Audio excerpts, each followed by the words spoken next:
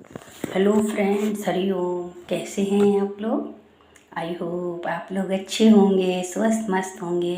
Friends, मैं भी बहुत अच्छी हूँ। फ्रेंड्स, जब हमारे साथ कोई धोखा करता है या धोखा देता है तो बहुत कष्ट होता है, बहुत दिल दुखता है कि उसके साथ बिताए हुए पल याद आते हैं। उसके साथ एक एक मिनट, एक एक साल, एक एक वर्ष कैसे बिताएं, उनको याद करके आँखों में कुछ लोग आंसू बहाते हैं। इससे सामने वाले व्यक्ति को कोई फर्क नहीं पड़ता है। वो हमारे बारे में एक बार भी नहीं सोचता है कि इसको कितना खराब लगा होगा, वो कैसे जी रही होगी। उसकी यादें पीछा नहीं छोड़ती हैं। हम कुछ ऐसा करके दिखाएं कि हमें ठुकराने वाले देखें। जब आपको देखें तो उससे उन्हें पछतावा हो। के बाद जीवन साथी को सबक नहीं सिखाना है, उससे ईर्ष्या नहीं करनी है। उसके सामने इतना काबिल बन जाओ, इतना काबिल बन जाओ कि वो आपके काबिल ना रहे। लोग देखें ऐसे धोखेबाज व्यक्ति को।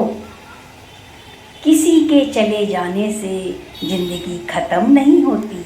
हाँ, जिंदगी सुन्न हो जाती है, थोड़े दिन के लिए सन्नाटा आ जाता है, लेकिन समय बड़ा बलवान है। जब कोई हमें छोड़ने के बहाने ढूंढता है या धोखा देने के बहाने ढूंढता है, उसको धोखा देकर पेट नहीं भरता तो वो आपको छोड़ने के बहाने ढूंढने लगता है। जो आपसे इतना प्यार करता था, आपका इतना सम्मान करता था, आज फूटी आँख आपको देखना नहीं चाहता। ये कहावत आपने सुनी होगी, दिल लगा गधी से तो परी कौन सी चीज है। ऐसे साथी आपको नज़रअंदाज करने लगेंगे, लेकिन आप बुरा ना माने।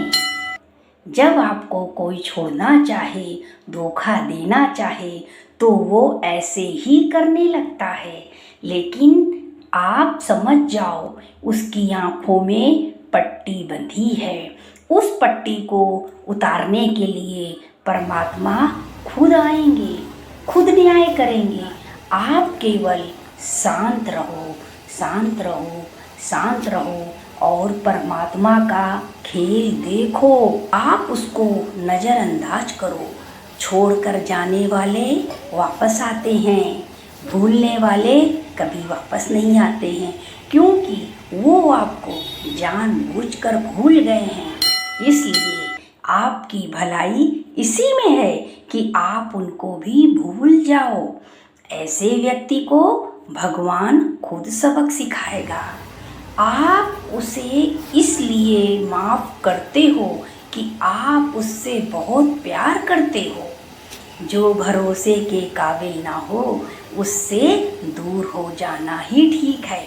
जब आपने उसका असली रूप देख लिया है, फिर आप क्या सोच रहे हो? अगर आपकी उससे बातचीत बंद हो गई है तो भूलने की कोशिश करो। भूलने में ही भलाई है। बोलना बहुत आसान है, लेकिन जिसके ऊपर गुजरती है, सीने पर पत्थर रखकर आगे बढ़ो। जिसके ऊपर गुजरती है वही जानता है। दुनिया बहुत बड़ी है। ऐसे रिश्ते केवल दुख पीड़ा के अलावा कुछ नहीं दे सकते। क्या था, कभी कभी ज़्यादा अच्छे होने से भी हमारी ज़िंदगी में समस्याएं आ जाती हैं। ज़िंदगी में वही लोग तमाशा बना देते हैं जिनके ऊपर हमने हाथ रखा होता है। भूल जाते हैं ऐसे लोग एहसान, भूल जाते हैं ऐसे लोग एहसान और कर देते हैं हमें अकेला छोड़कर।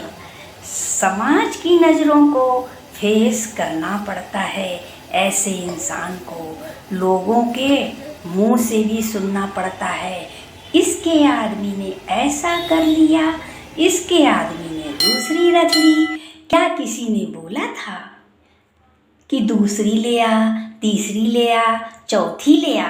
लेकिन ये समाज केवल घूरता है और बोलता है।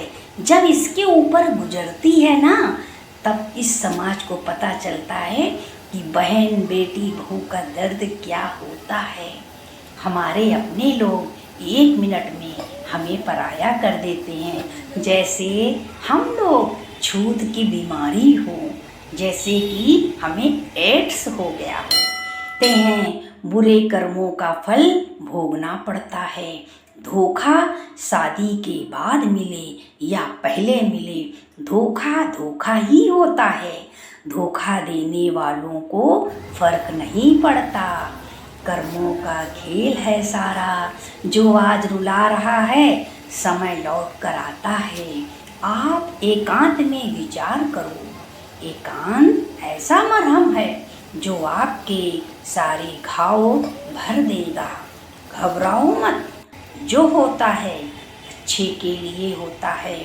चिल्लाने से, चीखने से, शोर मचाने से कुछ नहीं हासिल होगा।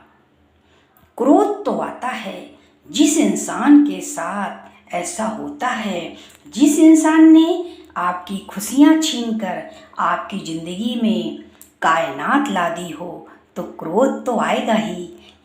लेकिन एक शक्तिशाली चीज़ है जो सब देख रही है, उसका नाम परमात्मा है। इंतज़ार करो, इंतज़ार करो, इंतज़ार करो, संयम रखो, क्योंकि भाग्य का लिखा कभी मिटता नहीं, होनी होकर रहती है।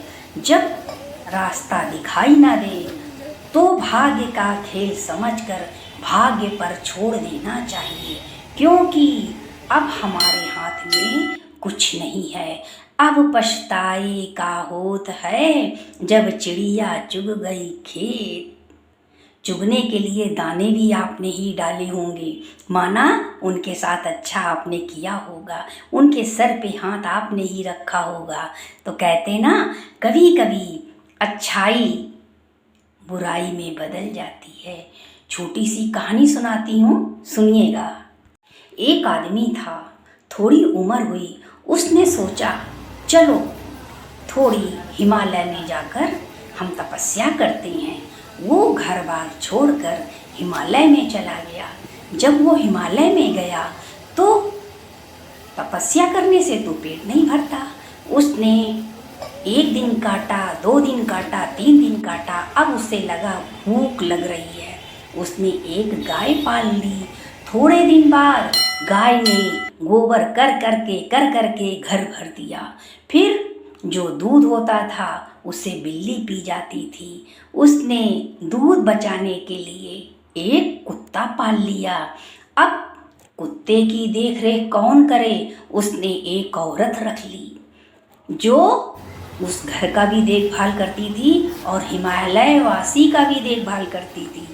क्या हिमालय से अच्छा घर नहीं था, जहाँ पूरा स्वर्ग से सुंदर घर था? उस स्वर्ग को ठुकरा कर हिमालय में एक और घर बसा लिया। इसको तपस्या नहीं कहते हैं, इसको वासना कहते हैं। छुपी हुई वासना, जैसे राख में छुपा हुआ अंगारा। ऐसे व्यक्ति को हाथ जोड़कर नमस्कार है, नमस्कार है, नमस्कार है, जो ऐसे खेल खेलता है। आप लोगों को ये वाणी कैसी लगी, आप लोग ज़रूर बताइएगा। मैं आपसे नेक्स्ट ब्लॉग वीडियो में मिलती हूँ। तब तक के लिए अनीता संत सभी फ्रेंड को हरिओम करती हैं। हरिओम।